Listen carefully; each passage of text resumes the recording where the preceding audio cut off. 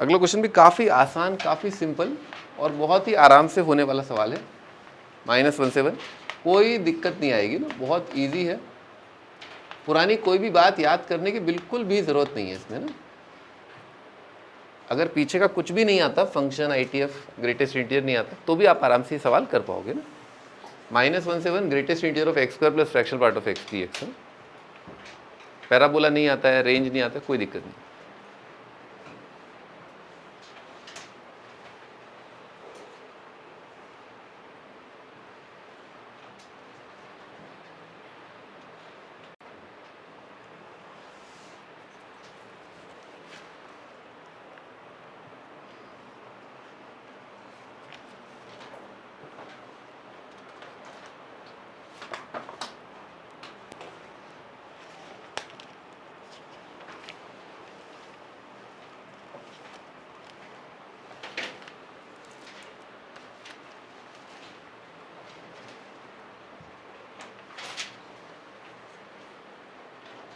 हाँ, पहले तो अपने को फ्रैक्शनल पार्ट का ग्राफ बनाना पड़ेगा, है ना, क्योंकि फ्रैक्शनल पार्ट अपन ओपन करना चाहते हैं सबसे पहले।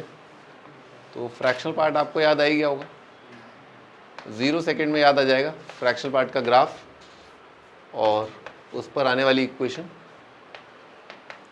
अपने को इन्हीं दोनों से मतलब है, -1 से 0 और 0 से 1, है ना, इन्हीं दोनों से मतलब है। तो अब इसको तोड़ लेते हैं ना, ठीक है, ऐसे करके तोड़ लिया ताकि फ्रैक्शनल पार्ट को मैं खोल पाऊँ, है ना।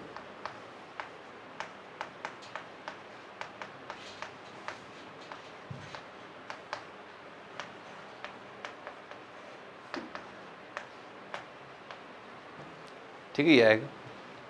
अब भाई इसको तो चलो बाद में देखेंगे, अपन ने सोचा ग्राफ तो बनाना पड़ेगा किसका, पैराबोला का, x² प्लस x। 1 को क्या कर सकते हैं अपन, बाहर निकाल सकते हैं ना।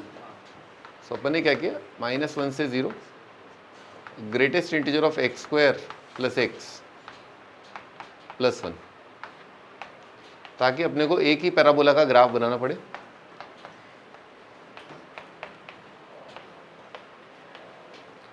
निकालो भाई x² प्लस x का रेंज निकालो जब x का वैल्यू -1 से लेकर के 1। Find the range of x² plus x जब x का वैल्यू -1 से 1। x² प्लस x का रेंज बताना है जब x का वैल्यू -1 से 1। पैराबोला ड्रॉ करो, draw the parabola. Sir 0 to 2 हो जाएगा, गलत है, -1/4 से 2 आ जाएगा।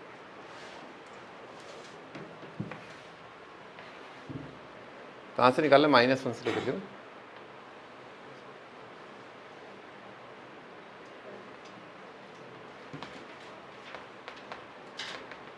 बेटे मिनिमा कहाँ पर आएगा, -½ पर, और -½ पर आ रहा है -1/4। 1 पर फंक्शन का वैल्यू कितना आ रहा है, 1 पर 2 आ रहा है ना।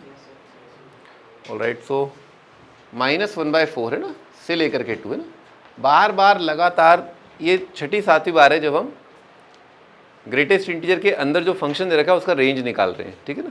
तो रेंज जो आया वो मैं लिख देता हूँ, -1/4 से लेकर के 2, है ना।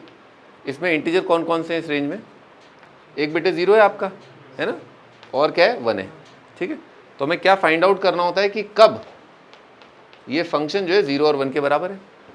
तो 0 तो अपने को ईजिली दिख रहा है ना, x² प्लस x, एक तो -1 पर है और एक 0 पर है ना। चलो सॉल्व करो, x² प्लस x 1 कब है, find the value when x² plus x is 1।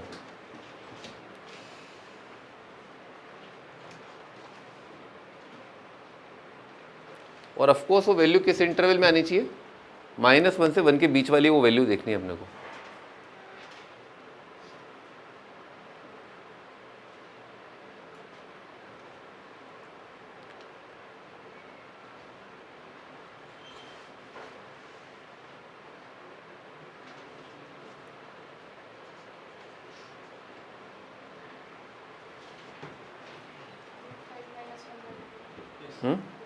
√5 -1/2 आएगा, हाँ √5 -1/2 आएगा। और वो दूसरा वाला है ना -1 -√5/2, ये रिजेक्ट हो जाएगा, है ना।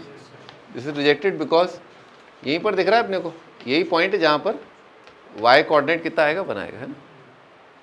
ऑलराइट, सो √5 - 1/2।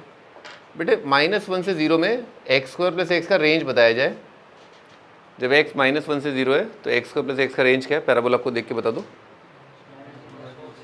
-1/4 से 0, ये पार्ट आ रहा है ना आपका, तो ये कितना आएगा, इसका ग्रेटेस्ट इंटीग्रल कितना आएगा, -1/4 से 0 का ग्रेटेस्ट इंटीग्रल कितना आएगा, -1, सही है ना। और -1 + 1 क्या होता है, 0, 0 का इंटीग्रेशन क्या आ जाएगा, 0। हटाओ, ये तो हो गया, है ना। अच्छा, x² + x का रेंज, x जब 0 से 1 है, अभी देखा अपन ने कितना आएगा, 0 से 2, तो अपने को उसको तोड़ना पड़ेगा, है ना। और वो तोड़ने का मैंने अभी रास्ता बता ही दिया आपको, है ना। 1 से लेकर के √5 - 1/2 ग्रेटेस्ट इंटीजर प्लस √5 - 1/2 से लेकर के 1 ग्रेटेस्ट इंटीजर dx, ठीक है, ये आएगा। अब बेटे 0 से √5 - 1/2 है ना, 0 से √5 - 1/2 जो है, अरे यहाँ 0 लिखना है ना। 0 से अगर x का वैल्यू ये लें तो इसका रेंज क्या आएगा, ग्राफ से देखो, ये पार्ट आएगा, ये पार्ट, ये y कोऑर्डिनेट कितना है, 0 से 1, 0 से 1 का ग्रेटेस्ट इंटीग्रल कितना आएगा, 0, 0 आ जाएगा, है ना। और जब x का वैल्यू यहाँ पर √5 - 1/2 से 1 है, तो पैराबोला ये वाला पार्ट दे रहा है, ये पार्ट का मतलब y कोऑर्डिनेट क्या है, 1 से 2, 1 से 2 का ग्रेटेस्ट इंटीग्रल कितना आएगा, 1, और 1 यहाँ पर 1 लिखा है, 1 का क्या आ जाएगा, डिफरेंस ऑफ लिमिट, 1 का आंसर आएगा 1 × डिफरेंस ऑफ लिमिट। तो फाइनल आंसर कितना आ गया, 3 - √5/2, है ना, लिख लो।